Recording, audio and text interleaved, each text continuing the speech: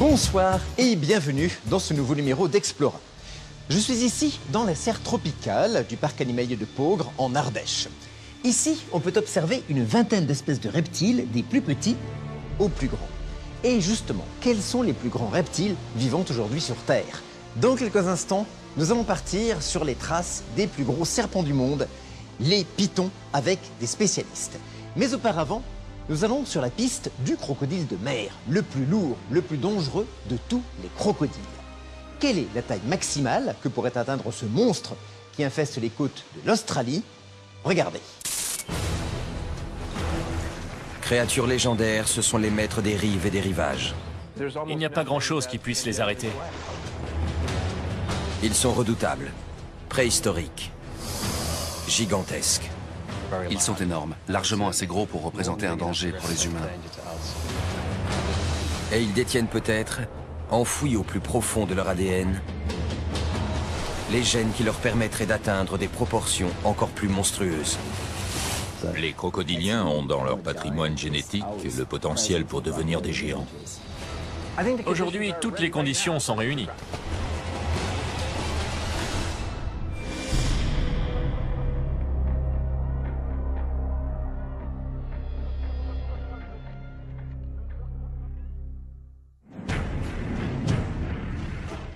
Il y a 65 millions d'années, un cataclysme anéantit la plupart des reptiles géants qui peuplent la Terre.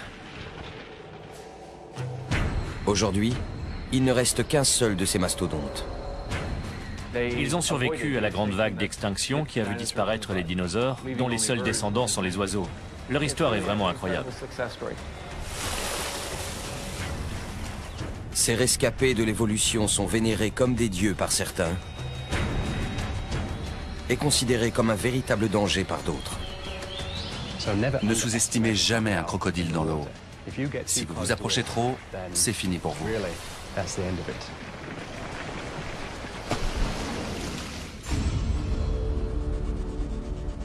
Voici le plus gros reptile du monde, le crocodile. Ils ne sont pas aussi longs que certains serpents géants, mais ils sont beaucoup plus lourds. En fait, ce sont les plus gros reptiles qu'on peut trouver sur Terre. Ces géants préhistoriques peuvent atteindre des dimensions gigantesques. Pourtant, des fossiles montrent que leurs ancêtres étaient encore plus énormes. Il y a 100 millions d'années, il existait des crocodiles presque 2 fois plus longs et 4 à 5 fois plus lourds que les plus gros spécimens qu'on trouve aujourd'hui. À la fin des années 1990, des paléontologues découvrent dans le désert du Sahara le squelette du plus gros crocodile jamais recensé. Super Croco. Super Croco est le surnom du Sarcosuchus imperator, littéralement le crocodile de chair empereur. C'est son vrai nom. Super Croco devait mesurer dans les 12 mètres de long. Un véritable monstre. Les chercheurs pensent que tout comme les crocodiles d'aujourd'hui, ce prédateur guettait ses proies au bord des rivières. Sarcosuchus avait le même type de comportement que nos crocodiles modernes, sauf que c'était il y a 100 millions d'années. Aujourd'hui, les descendants du Super Croco chassent toujours de la même manière et peuplent le même type d'habitat. Pour autant, pourraient-ils atteindre la taille gigantesque de leur ancêtre ?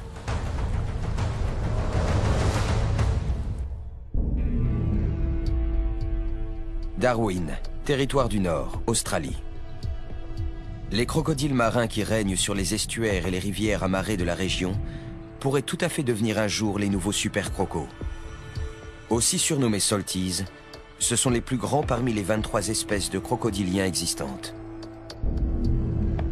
Le plus gros spécimen jamais mesuré dépassait les 6 mètres de long.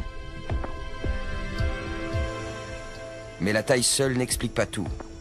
Pour survivre aux dinosaures, les crocodiles ont dû développer un véritable arsenal.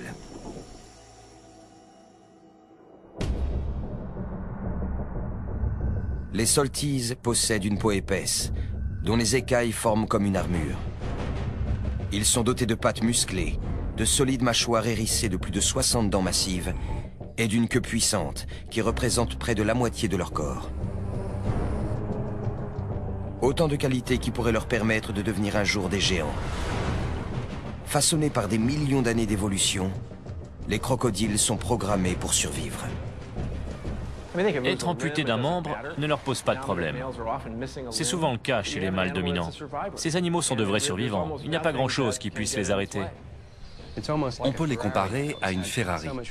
Leur corps s'est tellement amélioré au fil du temps qu'on peut dire qu'ils ont atteint une sorte de niveau optimal. Les Salties sont l'archétype du prédateur redoutable.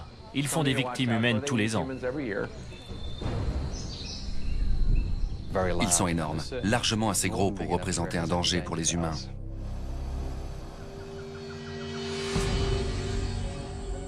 Les cas d'attaques mortelles font régulièrement la une des médias. En 2009, près de Darwin, une petite fille de 11 ans disparaît alors qu'elle se baigne avec sa sœur et 2 camarades dans un marais surnommé la Jungle Noire. La police organise une battue et des hélicoptères survolent l'endroit. Le lendemain, son corps est retrouvé. Des traces de morsure indiquent qu'elle a été attaquée par un crocodile d'environ 3,50 m. Robbie Risk, spécialisé dans la capture de ces animaux, fait alors partie de l'équipe de recherche. Cet événement a provoqué beaucoup d'émotions. On a mis un jour à retrouver le corps. Et c'est vraiment le genre d'image qu'on n'a pas envie de garder en tête.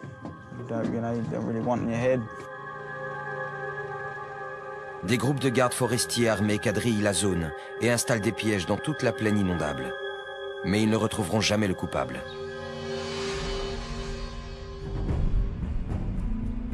Si de telles attaques sont rares, les Salties font tout de même une demi-douzaine de victimes tous les ans.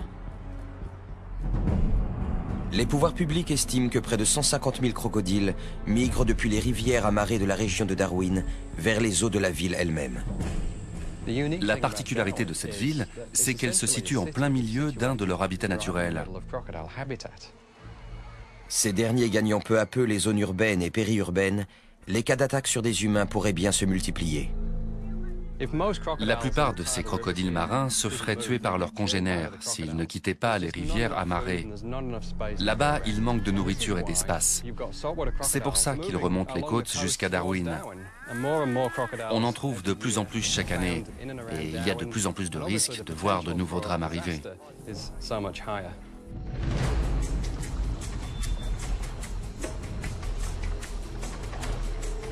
Ici, le risque de tomber nez à nez avec un crocodile est omniprésent. Mais il existe un phénomène encore plus dangereux. Des individus vicieux qui attaquent délibérément. Ces crocodiles n'ont pas un comportement normal et ils représentent un vrai danger. Ce sont souvent des animaux qui ont déjà réussi à attaquer quelqu'un. Ils comprennent à quel point c'est facile et ils essaient de recommencer. Contrairement aux autres, qui ont tendance à fuir les humains, eux vont les traquer. Ces crocodiles sont vicieux. Ils sont comme ça. Ils sautent vraiment sur tout ce qui bouge.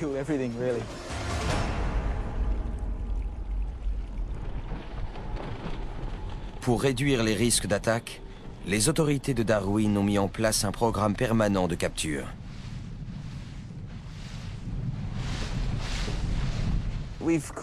On a pris plus de 170 crocos cette année, contre 140 l'année dernière.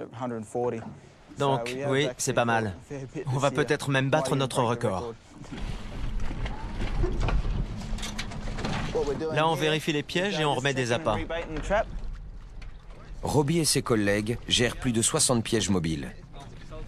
Ils remplacent les appâts et lorsqu'ils trouvent un crocodile, ils le sortent, le marquent et le mesurent. Le plus grand Saltie que Robbie ait jamais capturé mesurait plus de 4,50 m. Mais tous les crocodiles sont dangereux, quelle que soit leur taille. Un individu de 3-4 mètres peut vous briser le crâne. Quand on travaille avec des crocodiles, il ne faut surtout pas oublier ce dont ils sont capables. Si ça se passe mal, vous pouvez y laisser une main ou un bras, ou même la vie. Aujourd'hui, Robbie est accompagné d'Adam Britton, un spécialiste des crocodiles. Il recueille leur ADN pour dresser une carte génétique des Salties de Darwin.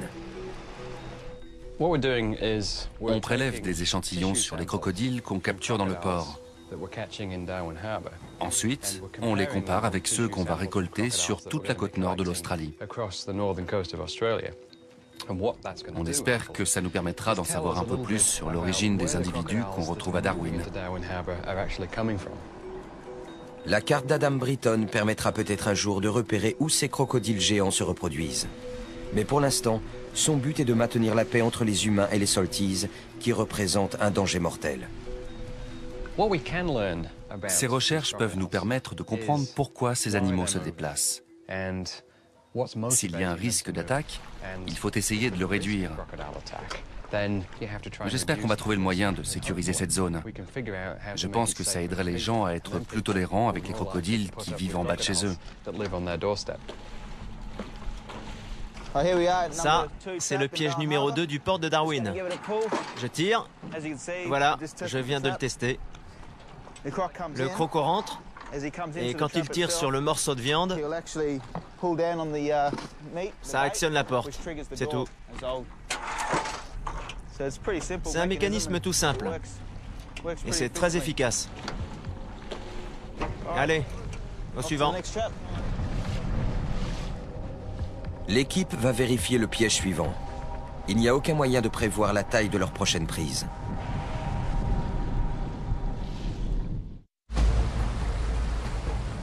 La croissance des crocodiles peut se poursuivre tout au long de leur vie. C'est un autre élément à prendre en compte pour déterminer leur taille future. Lorsqu'ils atteignent leur taille maximale, la plupart des êtres vivants cessent de grandir. Mais les crocodiles, eux, n'ont pas de limite. Ce phénomène porte le nom de croissance indéterminée. En captivité, les crocodiles ne rencontrent aucune difficulté pour survivre et se nourrir. Ils ont donc une meilleure espérance de vie et peuvent devenir plus gros que leurs congénères qui vivent à l'état sauvage.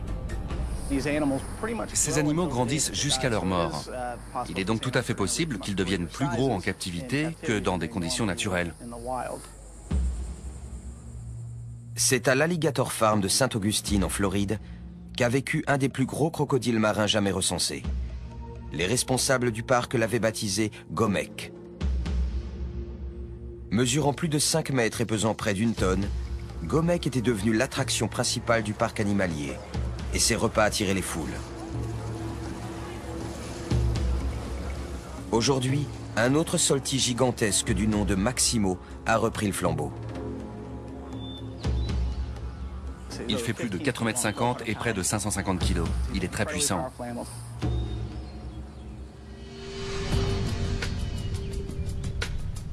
Travailler avec des carnivores aussi gros est très risqué.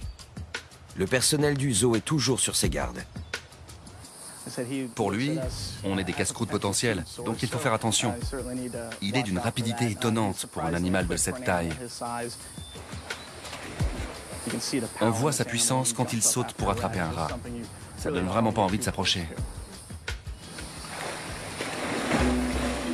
La taille de Maximo est sans doute ce qui attire le public. Mais comme pour tous les crocodiliens, sa caractéristique la plus remarquable est son intelligence. Les crocos sont sans aucun doute les plus intelligents de tous les reptiles. Ce sont eux qui ont le cortex cérébral le plus développé.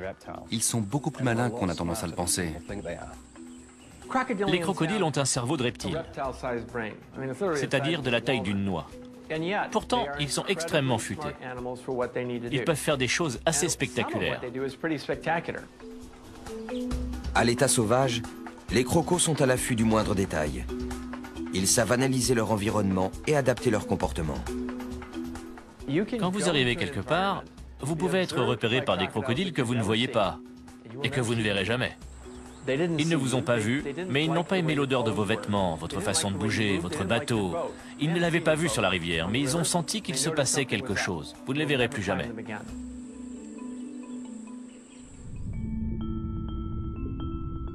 Ils sont également capables d'utiliser une certaine forme de mémoire. Un crocodile doit savoir quel est le meilleur endroit pour chasser jour après jour. Il ne peut pas se permettre d'agir au hasard. Il doit se souvenir et apprendre. En captivité, certains crocodiliens, comme Bomber, semblent capables de mener des raisonnements. Quand on lui touche le museau, il ouvre la gueule. Et si on jette de la nourriture, il la referme aussitôt. D'une certaine manière, il comprend que c'est ce qu'on attend de lui. La première fois, il va faire le tour parfaitement. La fois d'après, il va reculer de 5 cm. La fois suivante de 10 cm, et ainsi de suite. On dirait qu'il essaie de nous attirer vers l'eau jusqu'à ce qu'on tombe dedans. Et je ne peux pas imaginer ce qu'il ferait ensuite. Cet animal pense. C'est un comportement acquis.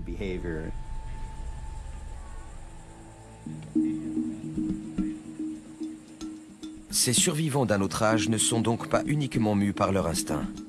Et c'est aussi le cas de Maximo. Il a appris à faire son numéro pour le spectacle. Et maintenant, il sait quelle heure il est. Donc si on vient sur la plateforme à 15 h, il commence à faire son tour. Il n'a vraiment pas mis longtemps à comprendre. On l'a habitué à un signal de 3 coups. Si par hasard on fait la même chose en marchant sur le ponton, il réagit. Il est beaucoup plus intelligent qu'on ne le pense. Énorme, malin, puissant et toujours en pleine croissance, à tout juste 40 ans, Maximo mesure 4,50 m pour 550 kg et peut encore grandir pendant plusieurs décennies. Jusqu'où ira-t-il? Seul le temps le dira.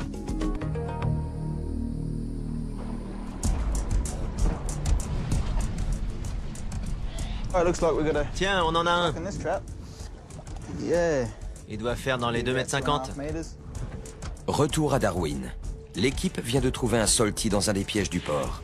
Robbie estime sa taille à environ 2,50 m. On va d'abord lui passer une corde autour de la mâchoire supérieure.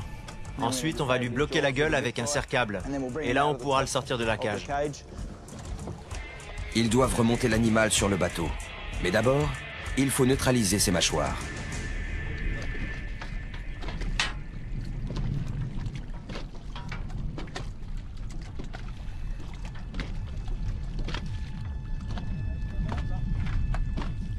Pour lui faire ouvrir la gueule, on lui touche le museau.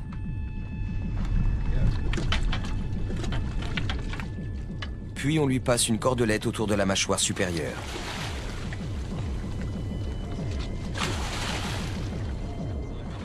Mais le nœud reste coincé entre les dents de l'animal.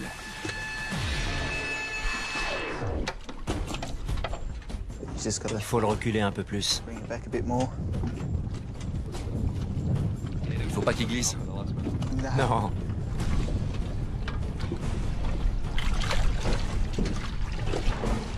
Ils réussissent enfin à faire passer la boucle au-delà des dents et à la positionner autour de la mâchoire. Maintenant, je vais monter sur le piège et lui bloquer les mâchoires avec un serre-câble. Le but est de ne pas avoir à trop s'approcher du croco. Moins il y a d'interaction entre lui et nous, moins il y a de risque de se blesser.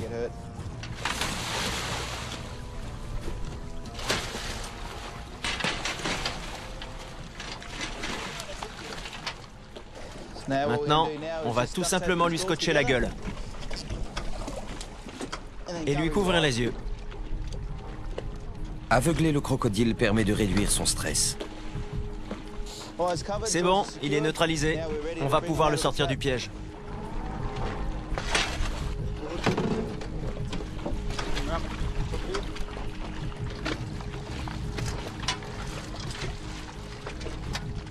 J'attache aussi ses pattes arrière, là où il a le plus de force.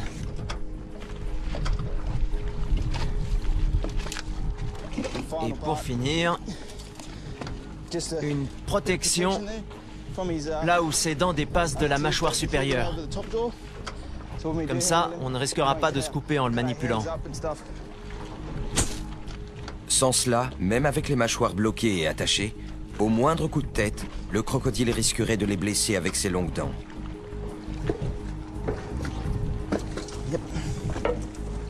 Voilà un salty sauvage de moins dans le port. Robbie et son équipe l'embarquent. Superbe. Une fois le croco bien attaché, les hommes réinstallent le piège, y mettent un nouvel appât et continuent leur inspection.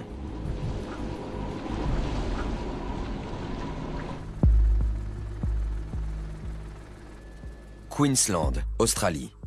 Près de la ville de Cooktown, certains craignent que les populations de crocodiles, et donc les attaques, ne soient en train d'augmenter. En 2005, un spécimen de près de 4 mètres a tiré un pêcheur de son canoë avant de le tuer. Les gardes forestiers ont réussi à identifier l'animal et l'ont abattu. Plus récemment, en 2008, un homme de 62 ans était parti relever ses casiers à crabes sur les rives de l'Endeavour River. Ne le voyant pas revenir, sa femme a appelé les secours. Une fois sur place, ceux-ci ont trouvé des traces indiquant que quelqu'un avait été traîné sur la berge. Les recherches menées dans toute la zone ont ensuite permis de retrouver une des sandales et la montre du mari. Ce n'est que des semaines plus tard que l'on a découvert les restes de l'homme dans l'estomac d'un crocodile de 4,20 m. Selon les experts, ces attaques sont des accidents isolés, mais certains riverains s'inquiètent.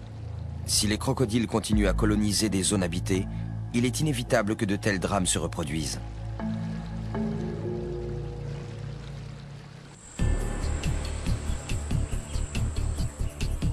En Floride, à l'Alligator Farm de Saint-Augustine, le biologiste Gregory Erickson étudie l'arme principale du prédateur, sa mâchoire. On essaie de comprendre comment ces animaux fonctionnent, comment leur musculature et la mécanique de leur mâchoire leur permettent de générer de telles forces de morsure, et quel rôle joue la forme et la taille de leurs dents. Ce sont des transducteurs. Quand l'animal mord cette partie, la pression est reçue par cet appareil qui a 4 capteurs. C'est comme un pèse-personne. Le signal est envoyé à un amplificateur de charge qui enregistre la force de morsure. Gregory Erickson règle d'abord le compteur spécialement conçu pour cet usage. Le compteur est rembourré avec du cuir pour ne pas abîmer les dents du crocodile. Dès qu'on touche l'une d'entre elles, il a le réflexe de claquer la gueule, et ce, le plus fort possible.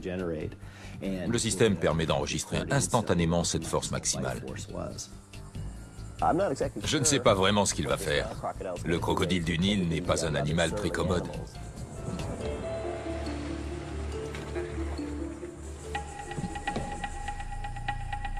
Gregory Erickson entre dans l'enclos avec Kevin Torregrossa, le responsable des reptiles, et un autre employé du parc.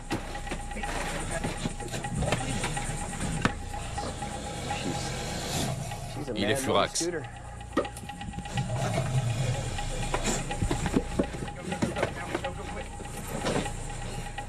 Le crocodile se défend. Il se défile et s'en mêle dans la corde. C'est bon ?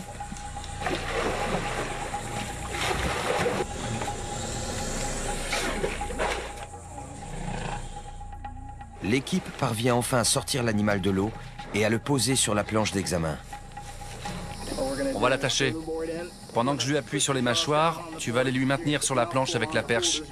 Et on va aller lui scotcher.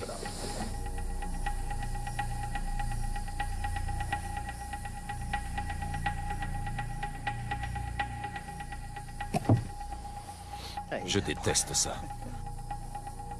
Un morceau de bois bloque les mâchoires de l'animal pour l'empêcher de les refermer. Vas-y, ici. Serre bien fort.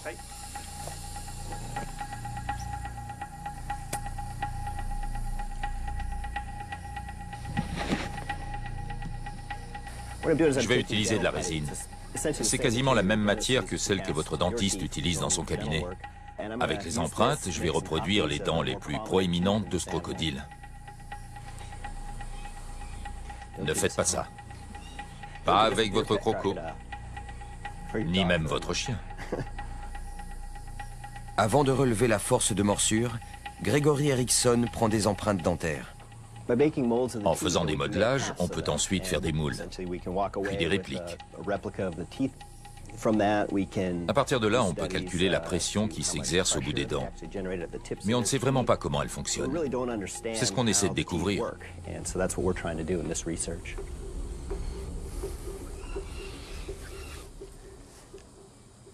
Je déteste faire ça. Ce n'est pas naturel de mettre la main dans la gueule d'un crocodile. Mais c'est pour la bonne cause. Dans 5 minutes, ça aura pris. Donc, on va très vite pouvoir libérer cet animal et le remettre à l'eau.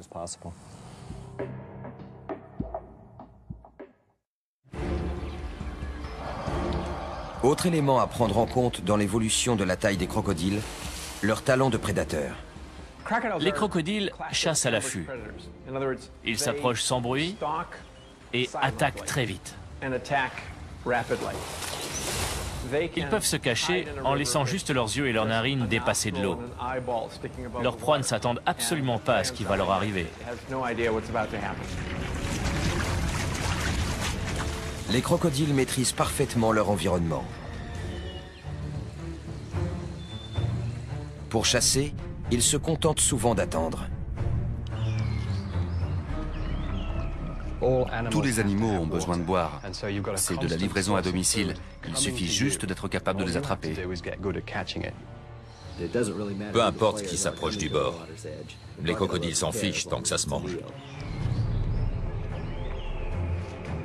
Seuls leurs yeux, leurs oreilles et leurs narines dépassent de l'eau. Leurs sens très développés leur permettent d'approcher leur cible alors qu'ils sont immergés. Ils ont des capteurs de pression au niveau des mâchoires, grâce auxquels ils détectent les mouvements dans l'eau. Ils ont un excellent odorat. Ils peuvent sentir leur proie de très loin, probablement plusieurs kilomètres. Et leur ouïe est meilleure que la nôtre à basse fréquence. Ils sont capables d'entendre des bruits de pas ou un animal bouger dans l'herbe. Idem pour la vue. Ils perçoivent toutes les couleurs et ils ont une très bonne vision nocturne.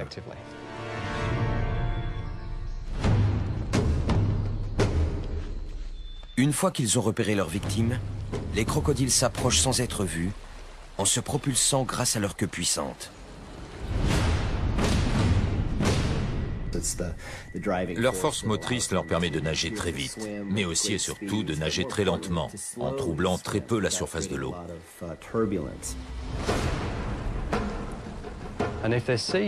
Quand ils voient un animal sur la berge, ils nagent sous l'eau un moment pour s'approcher. Puis ils remontent à la surface pour jeter un coup d'œil et évaluer la situation. Petit à petit, ils continuent à venir de plus en plus près. Tout ce qu'il faut, c'est que la proie s'approche suffisamment. Dès que c'est le cas, c'est fini pour elle.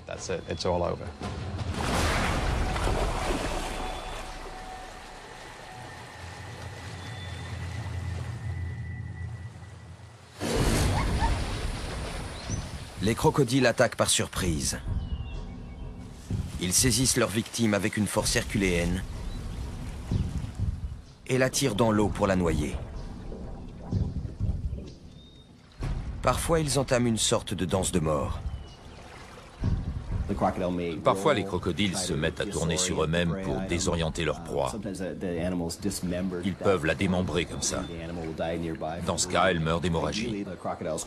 Mais dans l'idéal, ils essaient de la noyer. Dès ce moment-là, leur repas est assuré. Une fois l'animal mort, les crocodiles le mettent en pièces.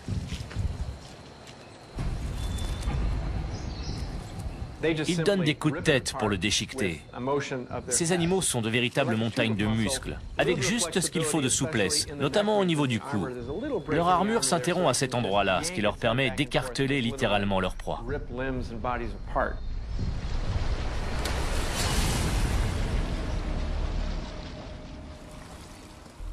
Pour avaler, ils cèdent de la gravité. On va voir si c'est bon. On dirait. Retour en Floride. Gregory Erickson retire la résine des dents d'un crocodile du Nil de près de 2,50 m. C'est vraiment un animal puissant. Vous avez vu? On lui touche à peine une dent et il attaque. Il est beaucoup plus rapide que nous, donc il faut faire très attention. S'il n'avait pas eu la gueule bloquée, je serais en route pour l'hôpital. Il ne faut jamais toucher cette zone chez un crocodile.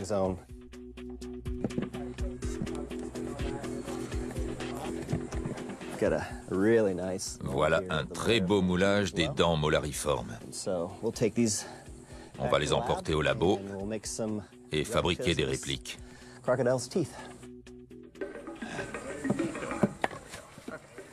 Maintenant qu'il a retiré les moulages, Gregory Erickson va mesurer la force de morsure de l'animal. Vas-y. Raté. Raté. En fait, le croco a vu la barre. Il réessaie pour obtenir un impact plus direct. Bien. 170. Il commence un peu à fatiguer. On n'aura sûrement pas mieux. Une force de plus de 170 kilos. Avec toute son énergie, ce crocodile serait capable de faire encore plus. Et la puissance de sa morsure ne fera que croître avec lui. Je l'ai.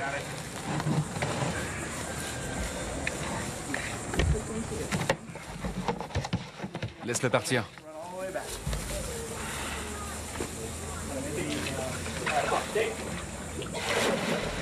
Bien joué. Et voilà. À peine libéré, le crocodile file se cacher. Gregory Erickson va emporter les moulages, les relevés des morsures et les mesures au labo pour les analyser. Avec des animaux plus gros, comme les crocodiles marins, on s'approche des 1800 kilos. C'est presque le double de la hyène tachetée, qui a la morsure la plus puissante de tous les mammifères. C'est aussi le double de celle du tigre du Bengale ou du lion. Une telle force dépasse celle de n'importe quel animal au monde. Pour le biologiste, celle-ci est nécessaire à la survie du crocodile. La plupart des crocodiles n'ont pas des dents très acérées. Elles sont prévues pour écraser plutôt que pour transpercer. Mais ces animaux sont capables d'exercer de telles pressions qu'ils peuvent traverser la peau et endommager les os. Ils savent très bien s'en sortir et depuis très longtemps.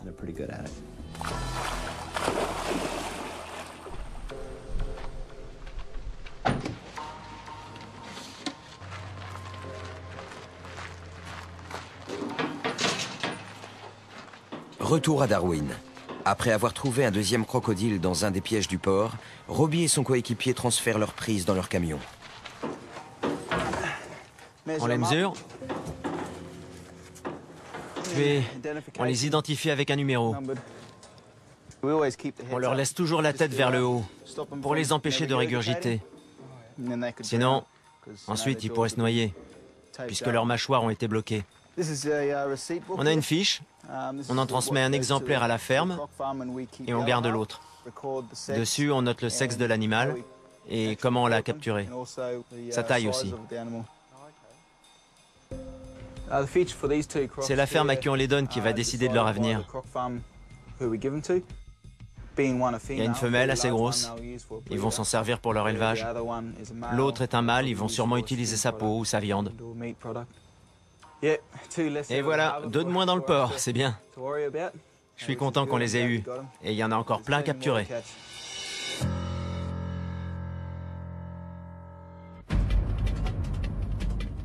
Un autre élément à prendre en compte pour déterminer l'évolution possible des crocodiles est leur capacité d'adaptation exceptionnelle. Ils peuvent se nourrir d'un grand nombre d'espèces, du petit poisson aux gros mammifères, comme le kangourou.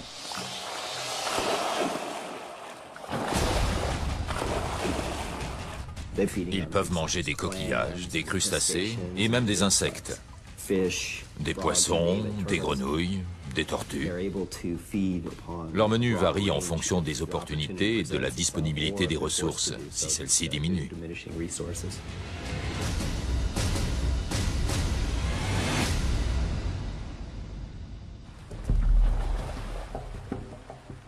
Les crocodiles peuvent aussi s'adapter à leur environnement, surtout s'ils repèrent une source de nourriture abondante. Quand un crocodile voit une occasion de chasser, il va revenir le lendemain. Si le cas se répète, il va encore revenir le surlendemain.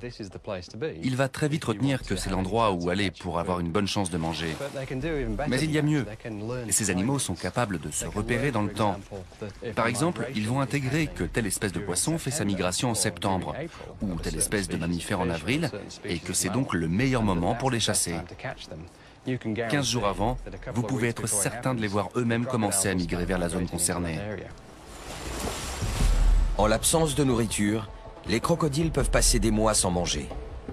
Et quand ils rompent enfin leur jeûne, ils utilisent leur énergie de la manière la plus efficace possible en la consacrant à leur croissance.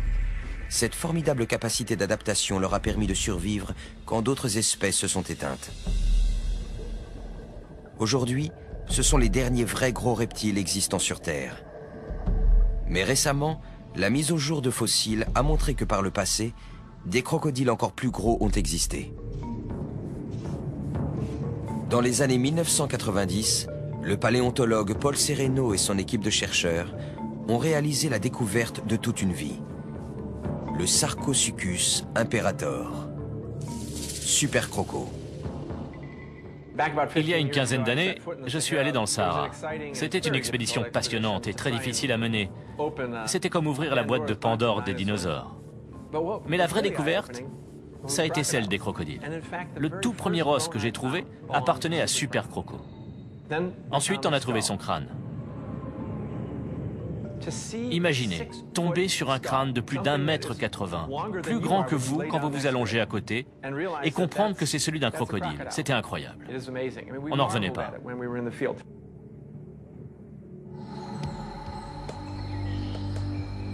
Il y a environ 110 millions d'années, Super Croco chassait sur les berges d'une rivière aujourd'hui remplacée par une terre aride. Super Croco était le prédateur ultime pour la chasse à l'affût. Il avait des mâchoires d'une puissance incroyable et des dents comme des poignards, comme des crochets. Il n'était pas conçu pour manger du poisson, mais des dinosaures. Cette créature était capable de traîner un dinosaure dans l'eau, de le noyer et de le mettre en pièces. Et sa queue était comme le tronc d'un séquoia, tellement grosse qu'on n'aurait pas pu en faire le tour avec les bras. Vraiment monstrueuse. Il devait avoir une force de morsure proche de 10 tonnes. Je crois qu'on ne peut pas imaginer la pression que ça représente.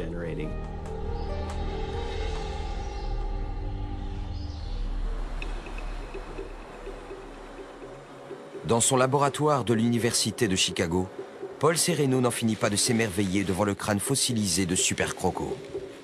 C'est le crâne de crocodile géant le plus complet qu'on ait jamais trouvé. Il fait 1,80 m de long et pèse plus de 300 kg. Voilà l'arrière, et là ce sont les deux orbites. Elles sont un peu proéminentes. Ça c'est le museau avec cette grande ouverture pour les narines. Cet animal était un véritable arsenal de dents.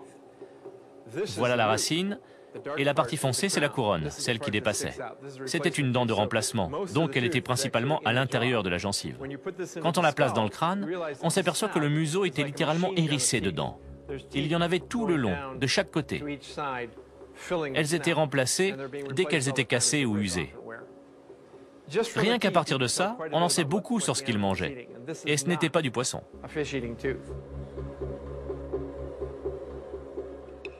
Voici le crâne d'un très gros crocodile d'aujourd'hui.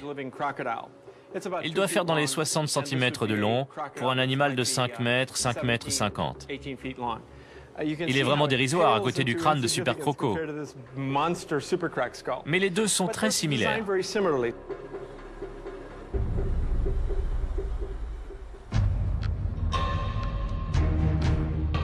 Quelle taille faisait donc Super Croco? Il devait faire environ 2 fois la taille des plus gros crocodiles marins, et sûrement 10 fois leur poids. On pense qu'à l'âge adulte, Super Croco devait mesurer dans les 12 mètres de long, soit la taille d'un bus. Quant à son poids, je dirais dans les 8 tonnes. Le plus gros crocodile à avoir jamais vécu sur Terre.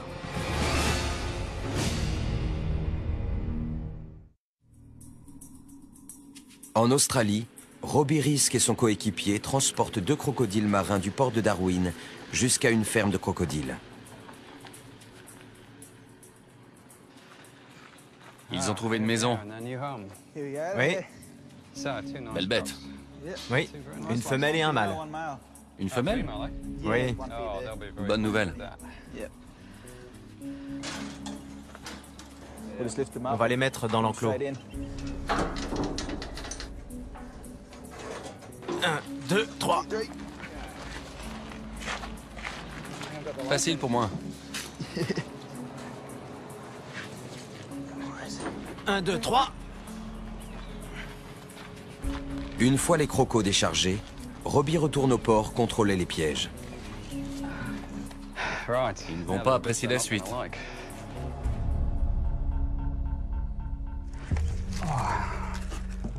On y va. Je vais prélever un échantillon sur ce crocodile. Adam Britton espère trouver le matériel génétique nécessaire pour compléter sa carte de la population des crocodiles de Darwin.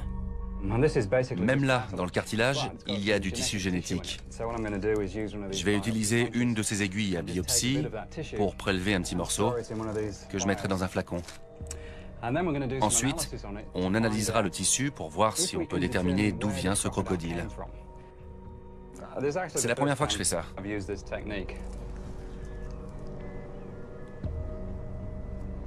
On va attendre un peu.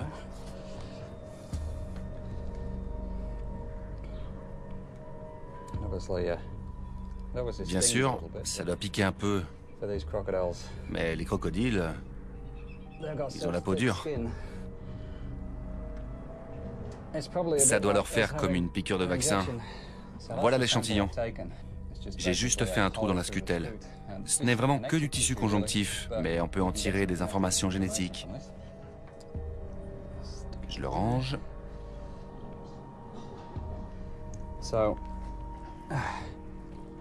Ça se conserve longtemps. Je vais l'envoyer au labo avec d'autres échantillons. On va sûrement apprendre des choses très utiles. Les recherches d'Adam Britton lui permettront peut-être de découvrir où les crocodiles marins de Darwin se reproduisent, pourquoi ils migrent et comment leur nouveau biotope pourrait favoriser leur croissance.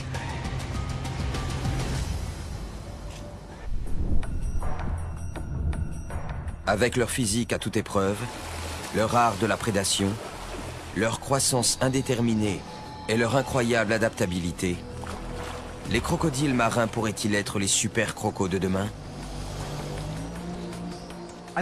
Aujourd'hui, toutes les conditions sont réunies. Un climat chaud et un réseau fluvial suffisamment important pourraient abriter un crocodile géant.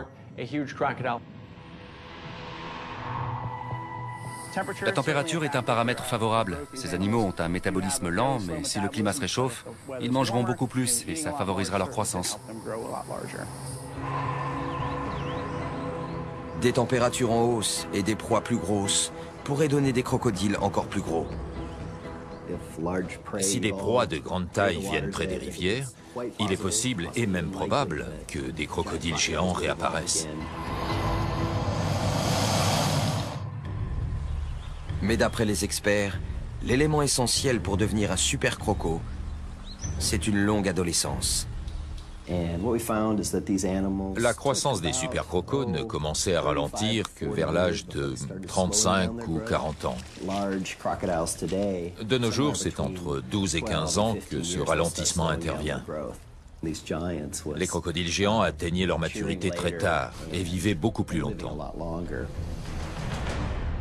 Comment faisait-il pour atteindre 12 mètres de long? Est-ce qu'il grandissait plus vite ou sur une période plus longue? Réponse B.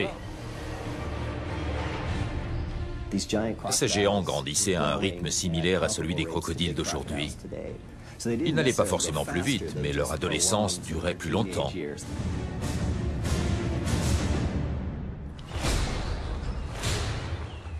Dans des conditions adéquates, et si leur adolescence se prolongeait, nos crocodiles modernes pourraient devenir des géants. La taille est ce qu'il y a de plus facile à faire évoluer. Un ou deux gènes qui changent, une ou deux glandes qui sécrètent une hormone à tel ou tel moment, et le corps se met à grandir.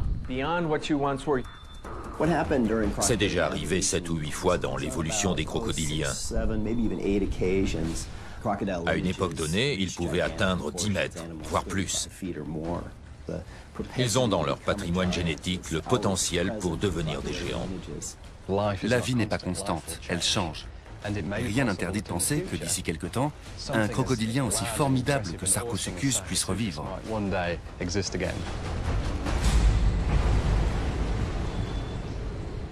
Alors, quelle est la limite?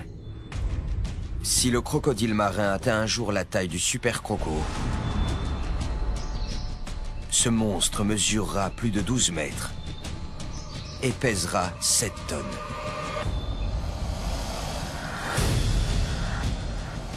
Sa queue mesurera près de 5 mètres de long, son crâne presque 2. Ses mâchoires hérissées de dents longues comme des pieux pourront exercer une pression de plus de 9 tonnes.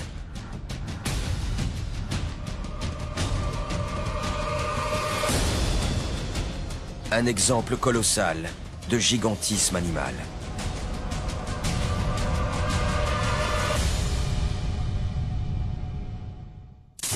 Quel monstre! Espérons que le crocodile de mer n'atteigne jamais cette taille. Aujourd'hui, l'espèce n'est pas menacée, elle est même protégée. Il en existe 200 000 à 300 000 individus en Asie du Sud-Est, qui constituent bien sûr, malheureusement, une menace permanente pour les pêcheurs et les baigneurs. La soirée continue avec un autre animal très impressionnant, le python. Marie-Annick, bonjour. Bonjour. Quel est ce serpent? C'est un python moulure albinos. C'est un garçon ou une fille? Il a quel âge? C'est un garçon et il a 10 ans. Est-ce qu'il va encore grandir? Oui, les serpents s'agrandissent toute leur vie. En général, les pythons, c'est des gros serpents et c'est des serpents qui peuvent aller de 8 à 10 mètres. 8 à 10 mètres? Ah oui. Pour un poids à peu près jusqu'à 120 kilos. Hein. 120 kilos. Oui. Alors ces pythons moulures, leur habitat naturel, c'est l'Asie du Sud-Est. Malheureusement, plusieurs spécimens ont été relâchés malencontreusement en Floride, où ils font des ravages, s'attaquant notamment à la nourriture des alligators. Nous allons partir sur leur trace, sur la trace également du python réticulé, le plus grand de tous les pythons. C'est un document impressionnant, regardez. Ce sont des monstres de légende. Ils peuvent atteindre des tailles incroyables. Ils sont tellement puissants. Des tueurs. Qu'est-ce qui vous arrive? Notre serpent est allé dans le lit du bébé et il l'a étranglé. Leur appétit est insatiable. Aujourd'hui, un gigantesque fossile Ce serpent devait être aussi long qu'un bus. et un habitat idéalement adapté Ça y est. C'est bon, je le tiens. pourrait bien dévoiler les secrets de serpents encore plus énormes. Quand on voit un python sauvage dans les Everglades, on a intérêt à jouer au plus fin si on ne veut pas se faire dévorer vivant.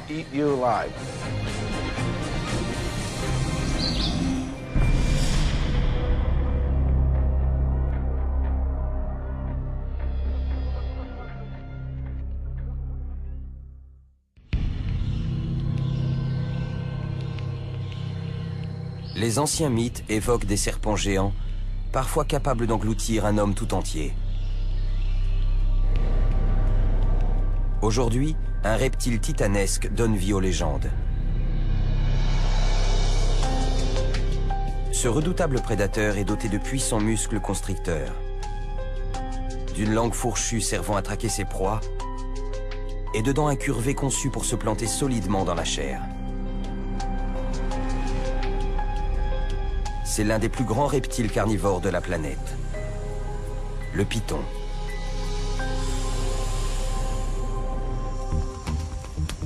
Certaines espèces de pythons mesurent plus de 6 mètres de long et pèsent des centaines de kilos. Le record mondial est détenu par un python réticulé d'une longueur de près de 10 mètres. Toutefois, des récits mentionnent l'existence de bêtes encore plus imposantes. En Indonésie, en 2003, un serpent fait la une des journaux.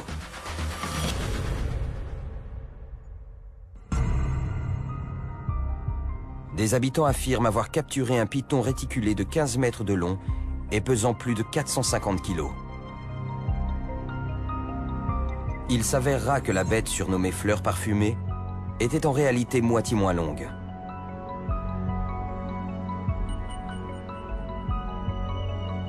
Beaucoup cependant s'interrogent. Verra-t-on réellement un jour un python de 15 mètres ramper sur la surface de la Terre? L'animal lui-même nous fournit des éléments de réponse. Ses talents de prédateur et sa croissance illimitée, conjugués à l'accroissement des proies et au réchauffement climatique, nous donnent une idée de la taille qu'il pourrait un jour atteindre.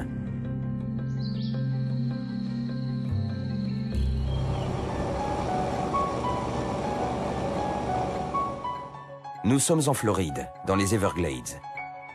Ici, au cœur de la plus grande région subtropicale des États-Unis, vit l'un des serpents les plus massifs de la planète, le python molure.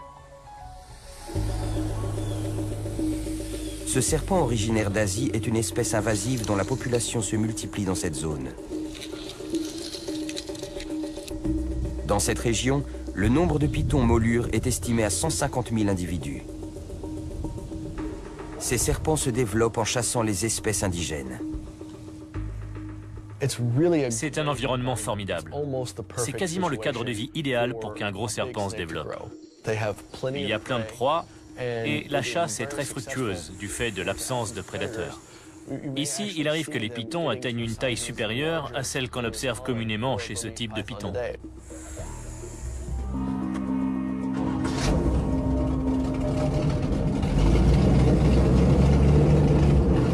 Le biologiste Joseph Wasilewski est l'un des principaux acteurs de la lutte contre la prolifération de ce reptile.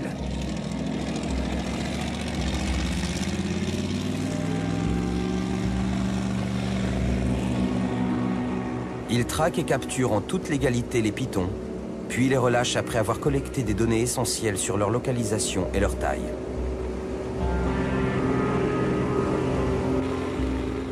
Aujourd'hui, avec l'aide de Johnny Tigertail, membre de la tribu indienne locale des Milozuki et spécialiste de la faune sauvage du parc, Joe s'est donné pour tâche de fouiller les cachettes connues des pythons.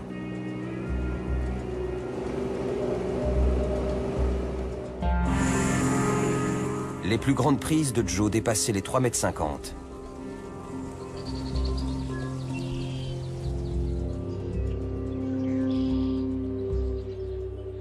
De tels spécimens peuvent peser plus de 45 kg. Leur manipulation comporte un risque mortel.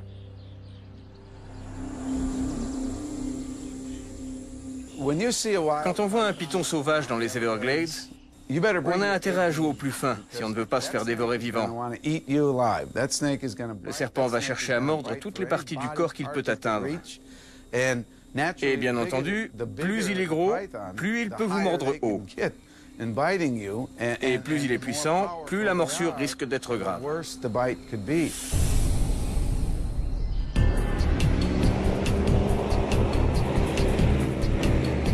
Joseph et Johnny fouillent les îlots boisés désignés ici sous le nom de hammock. Ces derniers constituaient autrefois des abris sûrs pour les espèces indigènes. Aujourd'hui, ils sont devenus les territoires de chasse des pythons.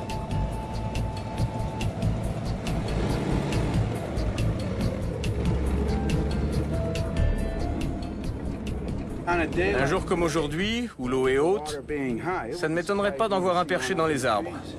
Ouais. D'ailleurs, c'est là qu'on les a repérés, tout au bout de ces grosses branches. Ils mangent aussi beaucoup d'oiseaux, et je parie que c'est là que les oiseaux nichent. Absolument. Le risque, c'est qu'ils pénètrent dans une colonie et qu'ils les massacrent. Il n'y aurait pas un îlot surélevé là-bas? Si. Ici, il y a deux traces qui ont l'air intéressantes. Pour débusquer les pythons, Joe n'hésite pas à entrer dans l'eau, au risque de se faire attaquer par un alligator ou un serpent. Il y a une bête qui est passée là. Plus il s'éloigne, plus il lui sera difficile de sortir rapidement de l'eau. Là. Ça peut être un serpent.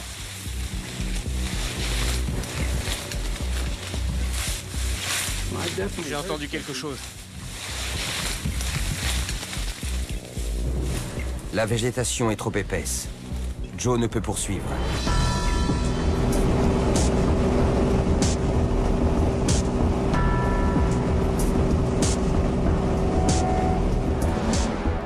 Alors que midi approche, les chances de trouver un python diminuent. Lorsque le soleil est au zénith, les serpents restent souvent invisibles. Je vais aller plus au sud, parcourir certaines routes et faire 2-3 choses. Mais on reste en contact. Ok. Les pythons hantent les hammocks et les voies navigables des Everglades. Mais ils s'aventurent également dans les canaux et sur les routes. On est dans une zone qui se trouve à environ une trentaine de kilomètres au sud de Miami. C'est la frontière entre les Everglades et la zone urbaine. Attendez une minute. J'ai vu un truc sur la route que je ne vois plus maintenant. Beaucoup de pitons ont été observés dans cette zone et je sais que beaucoup d'entre eux ont été surpris en train de traverser cette route.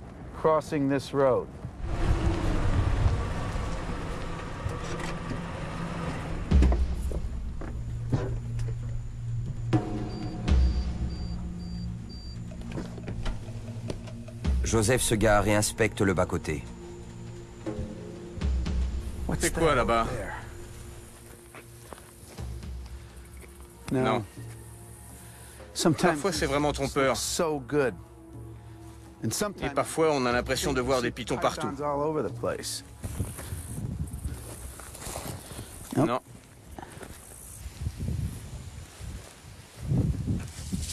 Il y en a un!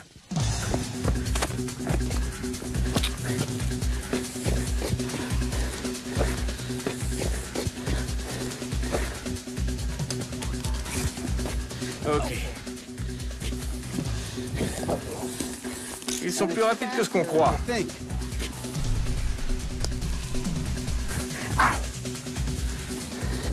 Il faut le maintenir dans un endroit dégagé. Voilà.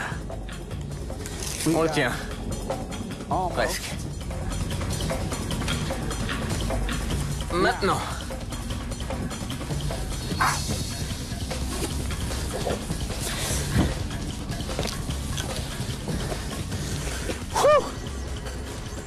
Allez. Et voilà, je le tiens. Waouh. Je vais souffler. Une minute. Je suis content. C'est pas... C'est pas tous les jours qu'on attrape un python de 3 mètres sur la route. Ils ont 4 rangées de dents en haut et 2 en bas. Les dents sont recourbées vers l'intérieur. Et quand on se fait mordre, ça fait mal, je peux vous le dire. Il a arraché un petit bout de mon jean. Et cette fois, je ne crois pas qu'il ait atteint ma jambe. J'ai de la chance.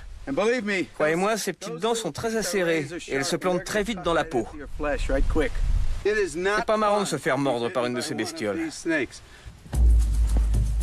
C'est comme ça qu'il faut faire. Ok. On le tient. Maintenant, il va falloir que je l'enferme dans le sac.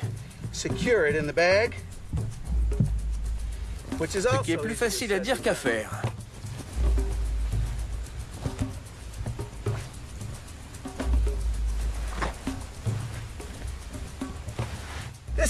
C'est la meilleure façon, la façon la plus humaine de transporter des reptiles. Ils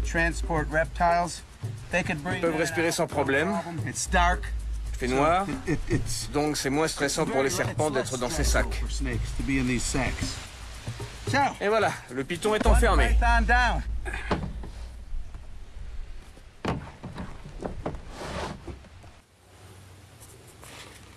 Joseph note le lieu de la capture et estime la taille du reptile. Approximativement 3 mètres. Puis il reprend la route à la recherche d'un spécimen encore plus gros. Pour bon nombre de gens, la prolifération de ces super prédateurs est inquiétante. Pour d'autres, c'est un avertissement. Les pitons molures ne se sont pas introduits tout seuls dans la région. D'après certains experts, ces envahisseurs sont d'anciens animaux de compagnie. Le python molure est devenu très populaire dans les années 90 parce qu'il y a eu des mutations génétiques. Il y a eu des albinos, maintenant il y en a des verts, et certains n'ont pas de motif. Les gens aiment les élever du fait de cette variété de couleurs. Certains propriétaires dépassés ont vu leurs minuscules serpents se transformer en un immense reptile qu'ils sont devenus incapables de gérer. Les gens relâchent ces pitons, pas seulement à cause de leur taille, mais aussi parce que les choses ont changé. Au début, le python était une nouveauté. On le considérait comme un bon animal de compagnie. Mais plus maintenant. Les animaleries n'en veulent plus, les zoos non plus. C'est pas juste pour le serpent, ni pour l'environnement, ni pour les gens. Il est presque certain que les animaux relâchés ont contribué au problème actuel. Toutefois, une poignée d'animaux échappés pourrait également être à l'origine de l'invasion. À la fin du mois d'août 1992, l'ouragan Andrew balaie le sud de la Floride. Des vents de force 5 détruisent plusieurs centres d'élevage. D'innombrables espèces exotiques s'échappent, y compris des pitons molures.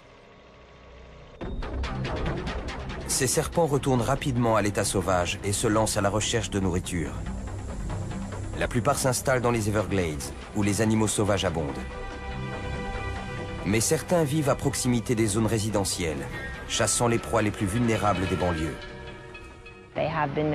Il arrive qu'ils emportent des animaux domestiques, chiens, chats, poulets, ce genre d'animaux. Il y a des proies plus facilement accessibles pour eux dans ces secteurs. À de rares occasions, les pitons s'en prennent également aux hommes. En juillet 2009, à Oxford, en Floride, un drame montre à quel point l'instinct est puissant, même chez un animal de compagnie. Dans cette modeste maison de banlieue, alors qu'une petite fille de 2 ans dort, le python molure de la famille s'échappe de sa cage. Le reptile, long de 2,5 mètres, se glisse dans le lit de la fillette, s'enroule autour d'elle et l'étouffe. Dites-moi exactement ce qui s'est passé. On a un python molure qui fait dans les 3,50 mètres. Cette nuit, il est sorti de sa cage. Il est allé dans le lit de notre enfant et il l'a étouffé.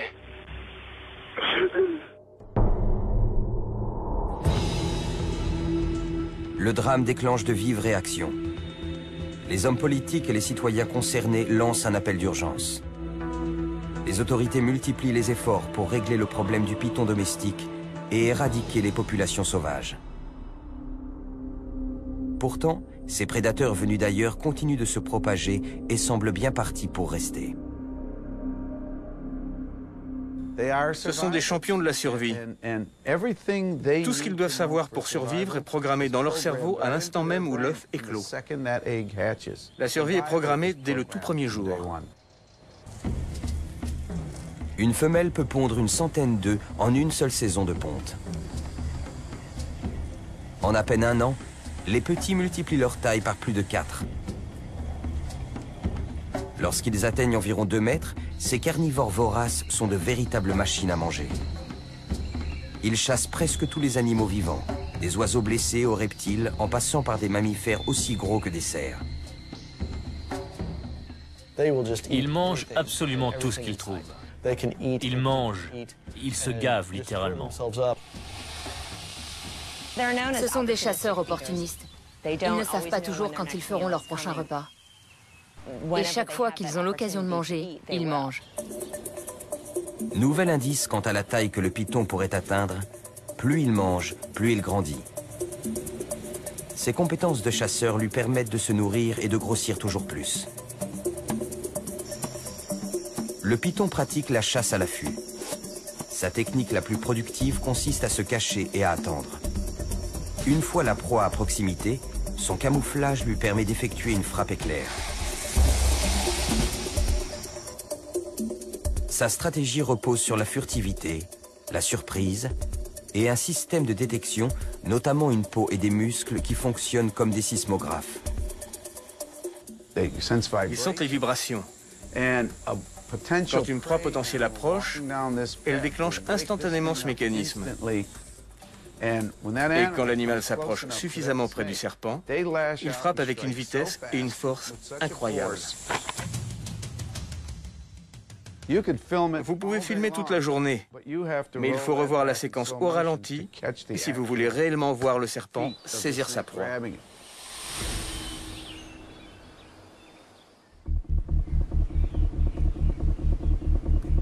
Pour compléter son arsenal, le python possède 2 redoutables armes situées au niveau de sa tête.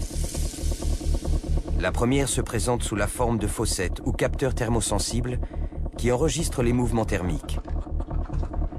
En détectant les sources de chaleur, le serpent peut ainsi localiser les proies à sang chaud. La seconde forme un radar encore plus précis. En dardant sa langue fourchue, le serpent collecte les particules odorantes présentes dans l'air. À l'intérieur de sa gueule, un capteur appelé organe de Jacobson analyse l'air, guidant l'animal vers l'endroit où les particules sont les plus concentrées. Une fois la proie localisée, le serpent actionne ses mâchoires et ses dents. L'attaque est foudroyante. Ils ont une centaine de dents et ils s'en servent pour maintenir l'animal. Immobilisant sa proie à l'aide de ses dents acérées, le python resserre son étreinte mortelle. Ils utilisent leur corps, leurs anneaux pour s'enrouler autour de l'animal. Ils le serrent de plus en plus fort. Ils l'empêchent de respirer et l'étouffent. Ils empêchent aussi le sang de circuler. Puis, une fois qu'ils ont maîtrisé la proie, ils l'avalent tout rond.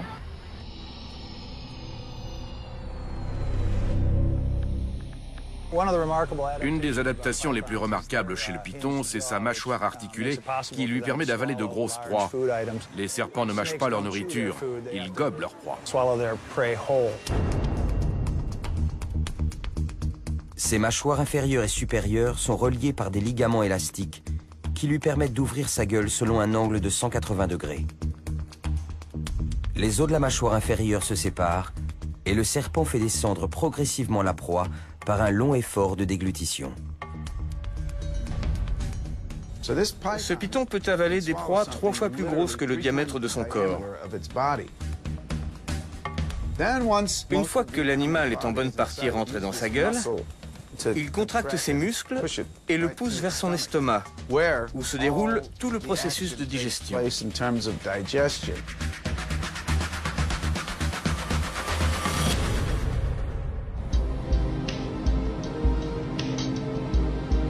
Le python se nourrit sans laisser aucune trace. Il peut ingérer l'équivalent de sa masse corporelle, voire davantage, digérant tout sauf les poils et les plumes et grossissant à chaque repas.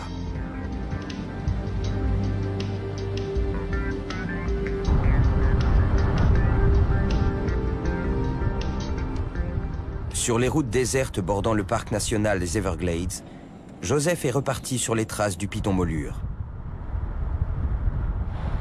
Il sait que les chances de capture augmentent au coucher du soleil. En général, les serpents se déplacent au crépuscule. Pendant les mois d'été, ils bougent plus souvent. Le crépuscule, c'est leur moment préféré, le moment de la journée où ils sont actifs. Et s'ils se déplacent d'est en ouest, ils vont traverser cette route. La route conserve la chaleur et les serpents apprécient cette chaleur. Ils l'absorbent. Tout en poursuivant sa route, Joseph garde les yeux grands ouverts. Il ignore quelle sera la taille de la bête qui surgira dans la lumière de ses phares. Oh yeah, je le sens bien là.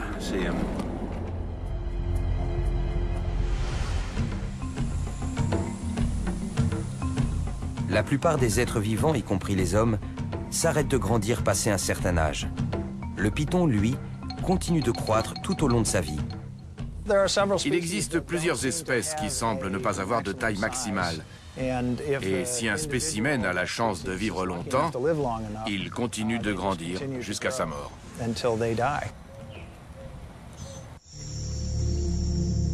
Connu sous le nom de croissance indéterminée, ce phénomène constitue un autre indice quant à la taille que le python pourrait bien atteindre.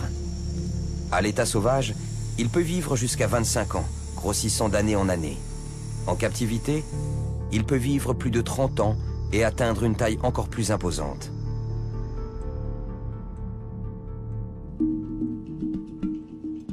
Le programme d'études des pythons captifs mené par le zoo de Columbus, dans l'Ohio, est un véritable observatoire des serpents géants. L'un des pythons les plus longs du monde est sur le point d'être examiné avant sa séance d'exercice. Il s'agit de Fluffy, un python réticulé captif.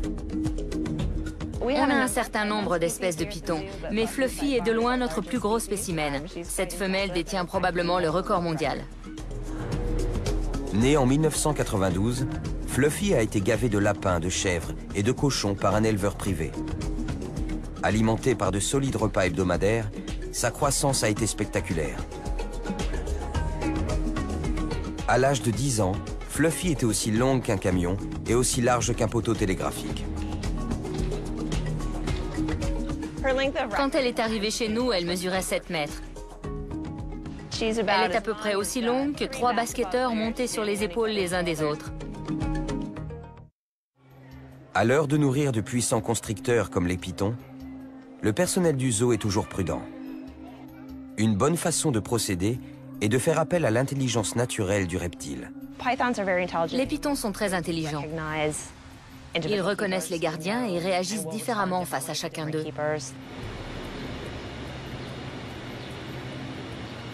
On utilise un certain nombre de signaux quand on travaille avec Fluffy.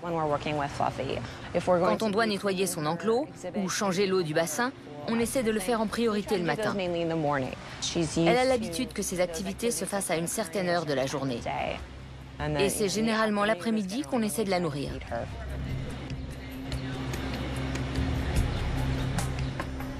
Malgré l'intelligence du python, le risque d'attaque surprise est toujours présent. On est très conscient du fait qu'il ne s'agit pas d'un animal domestique. Ça reste un animal sauvage. On la manipule toujours avec beaucoup de respect. Il faut avoir des gestes mesurés et ralentir nos mouvements. Le manque de précaution peut se révéler fatal. En 1997, au zoo Serpent Safari de Gurney, dans l'Illinois, le propriétaire Lou Dadano pénètre dans la cage d'un python de 7 mètres pour remplacer une ampoule. Une opération qui manque de lui coûter la vie.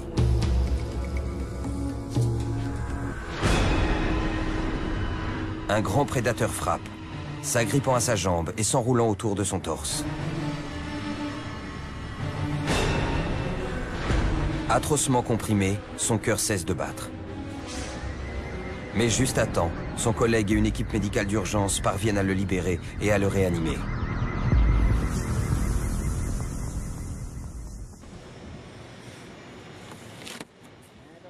Ici, au zoo de Columbus, le personnel s'expose aux mêmes risques en manipulant Fluffy. Les gardiens travaillent toujours par équipe de 2. Pour des raisons de sécurité, il y a toujours une équipe de 3 personnes prêtes à intervenir chaque fois qu'on travaille avec cet animal, ce qu'on fait quotidiennement. Et quand on fait une séance d'exercice avec elle, il y a toujours au minimum 8 personnes qui nous prêtent main forte. En dehors des séances de nourrissage étroitement surveillées, Fluffy sort faire de l'exercice. Comme ses repas sont réguliers, elle n'a pas très envie de bouger. Donc on lui fait faire de l'exercice régulièrement, parce qu'on a peur qu'elle ne bouge pas assez. La taille de Fluffy rend les déplacements difficiles. Sa force fait d'elle un animal dangereux. Sous sa peau écailleuse, ses muscles puissants courent sur toute la longueur de son corps. Quand on la porte, on sent tous les muscles de son corps qui se plaquent contre nous, qui nous poussent. On les sent bouger d'un flanc à l'autre alors qu'elle essaie de reproduire les mouvements de reptation. Ses muscles sont très puissants et pourraient facilement nous soulever de terre quand on la manipule.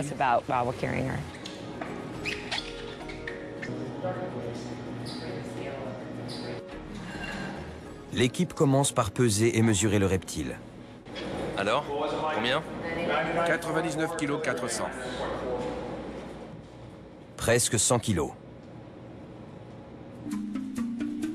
À l'aide d'une ficelle et d'un mètre, l'équipe va maintenant tenter d'évaluer sa longueur. Quand on les mesure, c'est très difficile d'obtenir une valeur exacte sans les anesthésier, parce qu'ils ont des muscles très puissants et qu'ils bougent sans arrêt. Elle ne va pas se tenir tranquille exprès pour nous.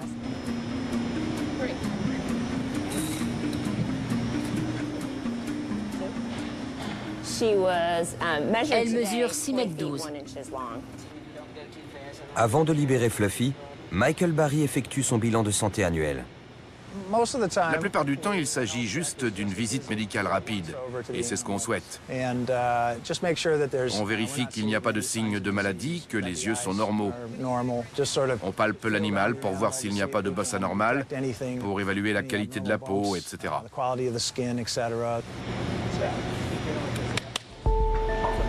Tout va bien. Enfin, l'équipe lâche Fluffy dans l'enclos des éléphants. C'est un grand espace. Elle peut bouger. C'est aussi l'occasion pour elle d'apprendre. Il y a de nouvelles odeurs. Ce n'est pas tous les jours qu'elle sent l'odeur d'un éléphant. Donc ça lui fait quelque chose à découvrir. Plus on lui fait faire de l'exercice, mieux c'est. C'est bon pour elle et pour son cœur, comme ça l'est pour nous. À tout juste 18 ans, Fluffy mesure plus de 6 mètres. En captivité, elle peut continuer à se développer pendant 10 ans, voire davantage, jusqu'à battre le record de taille mondiale. Pour l'heure, le personnel du zoo ne peut qu'essayer de deviner la taille qu'elle atteindra un jour.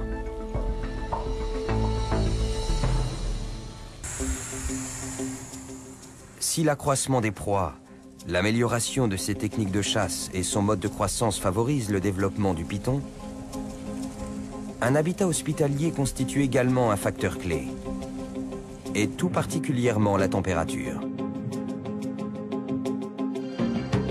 Pour les serpents, température et taille sont inextricablement liées. Ces animaux à sang froid ont besoin d'une source de chaleur extérieure pour chasser, se nourrir et rester en vie. Les mammifères peuvent contrôler la température de leur corps, ce qui n'est pas le cas des serpents. Ils régulent leur température en fonction de l'environnement extérieur. L'équation est simple, mais offre un indice quant à la taille que peut atteindre le python.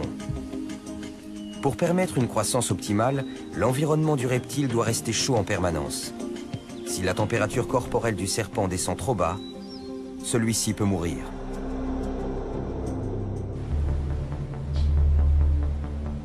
Le python molure prospère dans un environnement aquatique. Si les pythons de petite taille sont de gros grimpeurs et préfèrent souvent s'abriter dans les arbres, les gros pythons, eux, affectionnent l'eau qui leur permet d'accéder rapidement à la proie suivante. Imaginez un animal de 100 kg, sans bras et sans jambes. Pour se déplacer, ce n'est pas une mince affaire. Donc beaucoup de gros pythons apprécient l'eau, ça les rend plus légers. Ils peuvent aller du point A au point B plus vite et en faisant moins d'efforts. Le python peut rester sous l'eau pendant une demi-heure et parcourir plus de 9 km à la nage.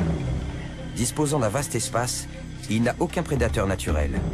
Une fois adulte, il peut se développer librement. Le python molure va même parfois jusqu'à s'attaquer au reptile le plus puissant des Everglades, l'alligator.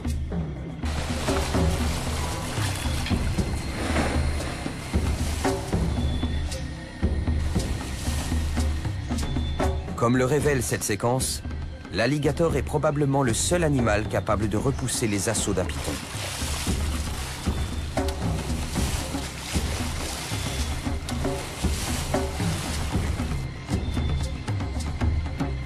Cette lutte entre prédateurs s'achève sur un match nul. Mais il arrive que les pythons aient le dessus. Dans cette célèbre photographie prise en 2005, un python molure de près de 4 mètres a eu les yeux plus grands que le ventre. Reste à savoir si les pythons et les alligators américains pourront coexister au sommet de la chaîne alimentaire. Mais pour l'heure, les marécages, les marais et les canaux des Everglades représentent un véritable paradis pour les animaux à sang froid comme les pythons. Ceci est un nouvel indice quant à la taille potentielle de ces serpents. Dans un habitat aquatique où les températures sont chaudes, où les pythons adultes n'ont aucun prédateur naturel, ces anciens animaux domestiques pourraient bien atteindre des tailles records.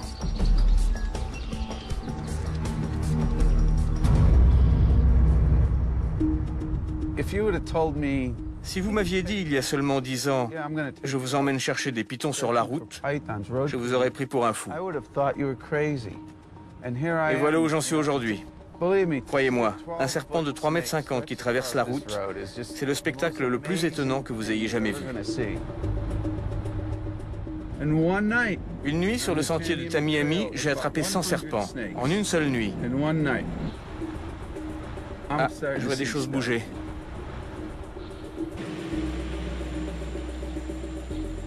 Là, il y en a un. There's one. Wait. Attends, il faut que je... Wait. This is not il n'est pas content. snake. Je vais l'avoir à l'usure.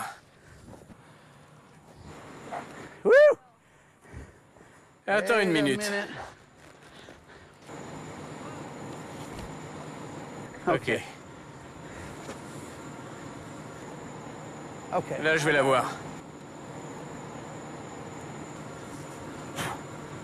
Ça y est, je l'ai. I got him. Okay. That's about 7. Il fait dans les 2,20 m, 2,40 m. Wait. Okay. Woo! Let me Attendez, je sors mon sac. Wow. Donc oui, c'est bien un python moulure sauvage. Vous voyez, les dents sont recourbées vers l'intérieur. Il ne faut pas se faire mordre. Bon alors. On avait bien calculé, le timing est parfait. J'étais au bon endroit, au bon moment. Le serpent était au rendez-vous. Maintenant, il faut que je fasse le relevé des coordonnées GPS pour nos archives.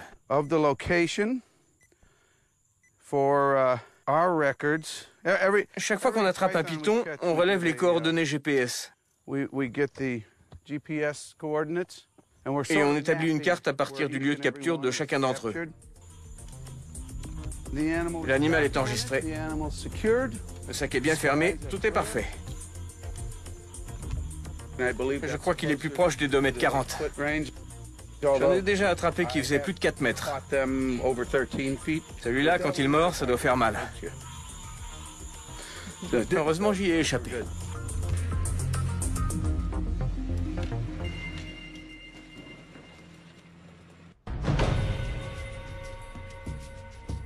Il y a de cela plus d'un siècle, l'explorateur Percy Fawcett, parti en Amazonie, a décrit sa rencontre avec une espèce inconnue de serpent.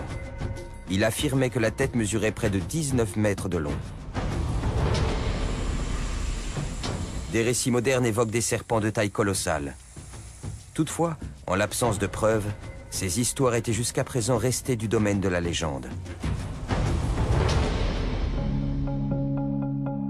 En 2009, les bulletins d'information révèlent qu'une équipe internationale de chercheurs a découvert des fossiles géants inédits dans une mine de charbon située en Colombie.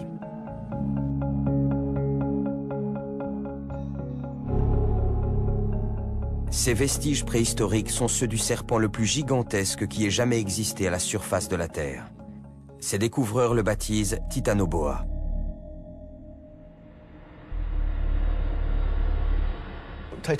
Titanoboa est un boa constrictor géant qui vivait en Amérique du Sud il y a environ 60 millions d'années. À cette époque, le climat était bien plus chaud et ça a favorisé l'émergence d'un serpent géant. Titanoboa était un véritable titan. Il faisait dans les 12-13 mètres de long, soit environ la longueur d'un bus. Ce reptile mesurait plus de 12 mètres et pesait plus d'1 tonne. Cette remarquable découverte change radicalement nos références en matière de taille de serpent. Il devait peser dans les 1100-1200 kilos, soit à peu près autant qu'un bison. Cet animal devait tout dominer dans son environnement. Il était extrêmement puissant. Titanoboa est venu chambouler nos repères. C'est le plus grand serpent connu. Mais après avoir découvert un tel reptile, on peut se demander si on ne va pas en trouver d'autres encore plus gros. Titanoboa, c'est seulement une découverte dans une localité. Et il y a tellement de choses qu'on ignore sur le registre fossile des serpents et des lézards. On croit aujourd'hui qu'on ne trouvera pas plus gros. Mais n'est-ce pas une erreur? On affirme que c'est le plus grand serpent qui puisse exister et qui sait, dans quelques années, on trouvera peut-être un serpent de 15 ou 16 mètres. Les pythons actuels sont plus petits que Titanoboa.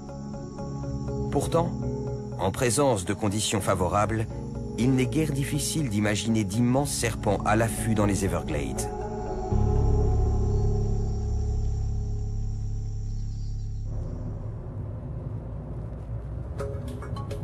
Je me trouve à Gainesville, en Floride, où se trouve l'Université de Floride et le Muséum de l'État de Floride. C'est dans ce muséum que les pythons euthanasiés finissent.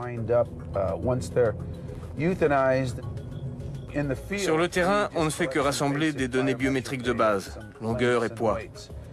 Et c'est à Gainesville que tout le travail est fait. Quelques jours après sa chasse au python, le biologiste Joseph Wasilewski a rendez-vous avec l'herpétologue Kenneth Crisco. Ensemble, ils vont procéder à une nécropsie, l'équivalent d'une autopsie pour les serpents. En disséquant l'un des pythons qu'il a capturé, Joe va pouvoir analyser son régime alimentaire et déterminer ce qui favorise sa croissance.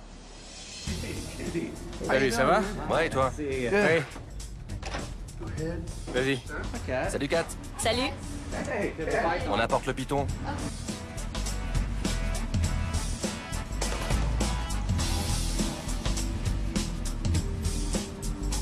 C'est un python molure. Beau serpent. Il est pas mal du tout. Aidés de l'assistance de Kenneth, les deux hommes déplient le reptile. Mesurons d'abord la longueur museau-cloaque. Une telle mesure permet d'évaluer sa catégorie de taille et d'estimer son âge. On a donc 220 cm entre le museau et le cloaque. Tu retiens? Oui. Donc 220 cm. Et combien fait la queue? Environ 33 cm pour la queue. Donc 220 plus 33, ça fait plus de 2,50 m en tout. Joli serpent. Ce spécimen de 2,50 m est un jeune adulte, tout juste assez âgé et assez gros pour se reproduire. On va commencer par pratiquer une incision là. Voilà. On descend le long des écailles ventrales. Puis on va ouvrir le corps pour examiner le contenu stomacal. Chez le python molure, pour qu'un nouveau-né se transforme en adulte et atteigne une taille respectable, il faut qu'il ingurgite des centaines, voire des milliers de proies. Il y a beaucoup de tissu adipeux. Pour un jeune adulte, il est plutôt en bonne santé. Là, c'est le foie. En dessous, la matière spongieuse, là, c'est le poumon. Et bien sûr, tout ça est entouré d'un grand nombre de cellules adipeuses. Maintenant, on va donc essayer de séparer ces cellules adipeuses des organes en procédant très soigneusement. Ça va nous permettre d'accéder directement à l'estomac et à l'intestin. Les voilà. Ah ouais. Attention, te coupe pas.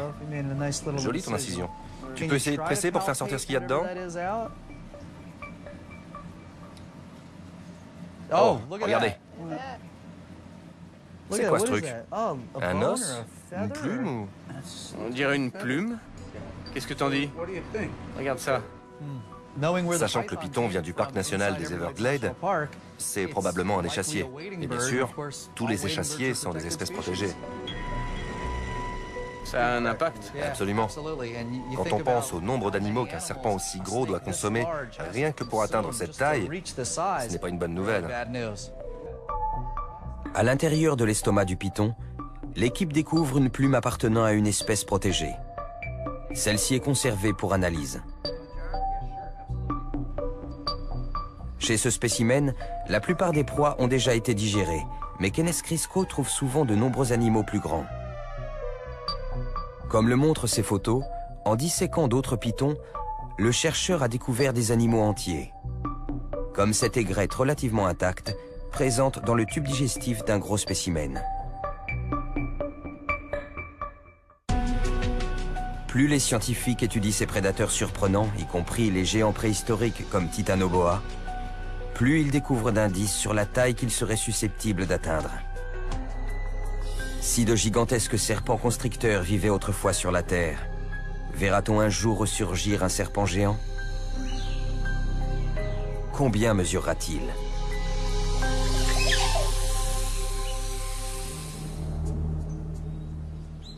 Si les serpents géants d'aujourd'hui deviennent encore plus grands, encore plus gigantesques, ce sera dû à l'environnement et à l'époque. Pour qu'un serpent devienne vraiment gros, il lui faut une température optimale, dans les 30 degrés. Vous prenez de grosses proies, vous veillez à ce qu'elles soient abondantes, et vous placez l'animal dans un environnement très chaud. Réchauffement climatique, Abondance de grosses proies. Technique de chasse affûtée. Croissance indéterminée et habitat hospitalier. Autant de facteurs qui favorisent la croissance du python et pourraient bien un jour faire naître un véritable monstre de légende. On risque de voir des pythons géants apparaître un jour dans les Everglades. Certains se demandent si un immense serpent ne s'y trouverait pas déjà. Vous savez, le monde est plus petit qu'il ne l'était il y a un siècle. La plupart des terres ont été explorées, mais pas toutes. Je suis allé à certains endroits où l'homme civilisé nous vend les pieds. Un serpent géant s'y trouve peut-être. Quelle taille ce serpent atteindra-t-il?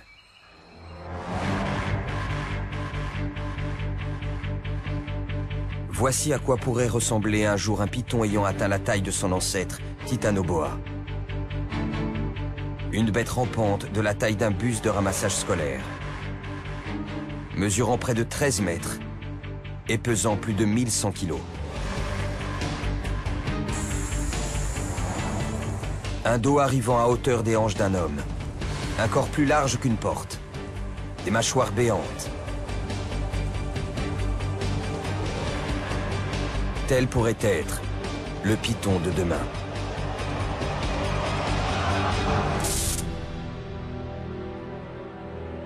Quelle taille fait celui-ci? Eh ben, je l'estime à peu près à 4,5 mètres, mais si vous voulez, on peut le mesurer. Avec plaisir. Avec cette ficelle?